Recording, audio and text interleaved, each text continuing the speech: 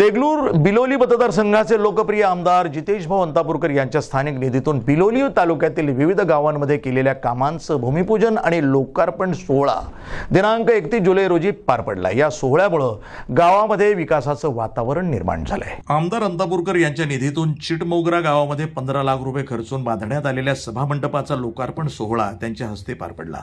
दुसऱ्या एका कार्यक्रमामध्ये किन्हाळा इथं पशुवैद्यकीय दवाखान्याच्या इमारतीसाठी 60 लाख रुपयांचा निधी देण्यात आला असून त्या कामाचं भूमिपूजनही आमदार अंतापूरकर यांच्या हस्ते करण्यात आलं।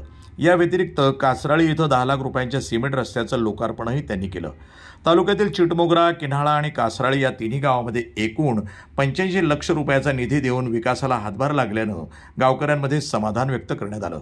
या लोकार्पण सोहळ्यावेळी आमदार अंतापूरकर यांनी अजून कुठेही निधी लागत असेल तर मी कमी पडू देणार नाही अशी ग्वाही ग्रामस्थांना दिली आहे। यावेळी त्यांच्यासोबत माजी जिल्हा परिषद सदस्य मिसाळे गुरुजी, संग्राम पाटील हायगले, शिवा पाटील कासराळीकर, कासराळीच्या सरपंच कविता संभाजी टोंपे यांच्यासह त्या गावातील सरपंच, पोलीस पाटील, प्रतिष्ठित व्यक्ती आणि ग्रामस्थ मोठ्या संख्येने उपस्थित होते।